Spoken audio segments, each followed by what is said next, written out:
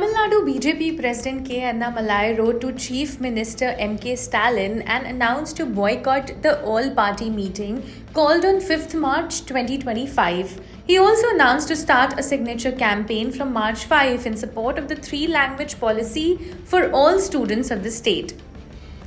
The letter read, and I quote, "On behalf of BJP Tamil Nadu, I wish to inform you that you have failed to inform people on the source of your information that the delimitation exercise would be carried out based on the population. Since this is an imaginary and baseless fear you are spreading, we have decided not to participate in the all-party meeting convened on March 5, 2025. Through this letter, we also wish to inform you that BJP Tamil Nadu is commencing its signature campaign on March 5 in support of the three-language policy for all students in the state as recommended in the new National Education Policy."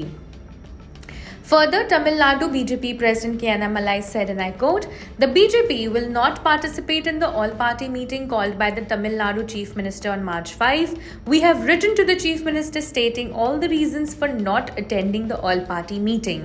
We had clearly said that the Prime Minister will not do injustice to any state. Who told him that the number of members of Parliament will be increased to 848 and the number of Tamil Nadu parliamentary constituencies will be reduced?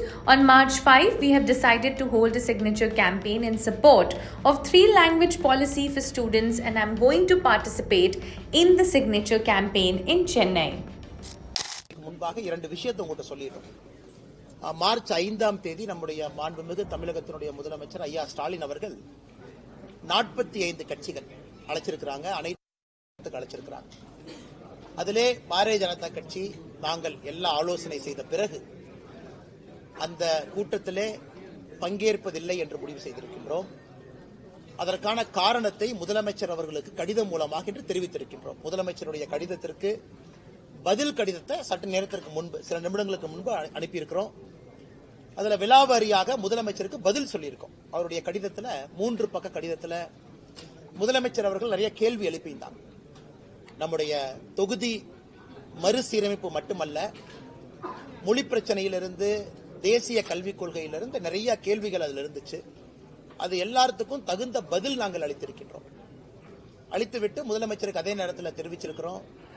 ஏன்னா எங்கேயும் கூட எந்த ஒரு மாநிலத்திற்கும் யாரும் அநியாயம் செய்வதாக இல்லை. அதுவும் தமிழகத்திற்கு எப்பொழுதுமே பாரத பிரதமர் நரேந்திர மோடி அவர்கள் அநியாயம் பண்ணவே மாட்டாங்க. அப்படி இருக்கும் பொழுது எதற்காக அனைத்து கட்சி கூட்டத்தை கூட்டிருக்கிற கேள்வியை நாங்கள் எழுப்பியிருக்கிறோம். அந்த கடிதத்தினுடைய நகல் உங்களுக்கு வந்திருக்கும். அதுல பாத்தீங்கன்னா எல்லா விஷயம் சொல்லியிருக்கோம். அதுல முதலமைச்சருக்கு சில கேள்விகள் நாங்க கேட்டிருக்கோம். எந்த ஆதாரத்தின் அடிப்படையில் நீங்க சொல்றீங்க 848 சீட் ஒதுக்குவாங்க, அல்லது தமிழகத்திற்கு 22 சீட்டு கொடுக்கணும், ஆனா 10 சீட் தான் கொடுப்பாங்க, எக்ஸ்ட்ரா 12 சீட்டு கொடுக்க மாட்டாங்க. எந்த ஆதாரத்தின் அடிப்படையில், யார் உங்களுக்கு தகவல் கொடுத்தது?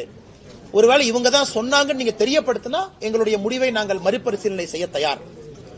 நீங்க எதுவுமே இல்லாம உங்க பாட்டுக்கு செயற்கையாக மக்களுடைய அடிப்படை பிரச்சனைகளை பத்தி பேசுறதுக்காக அனைத்து கட்சி கூட்டத்தை கூப்பிடுங்க. பெண்களுக்கு எதிராக நடக்கக்கூடிய பாலியல் வன்கொடுமைகள், மாணவ செல்வங்களுக்கு எதிராக பள்ளிக்கூடத்தில் நடக்கக்கூடிய பாலியல் வன்கொடுமைகள், இதற்கு எதிராக அனைத்து கட்சி கூட்டத்தை நீங்க வைங்கன்னு நாங்க டிமாண்ட் பண்றோம். இல்லாத ஒரு விஷயத்திற்காக எதற்கு அனைத்து கட்சி கூட்டத்தை வைக்கிறீங்க, அதெல்லாம் நாங்க சொல்லியிருக்கோம். இது முதல் விஷயம் உங்களுக்கு.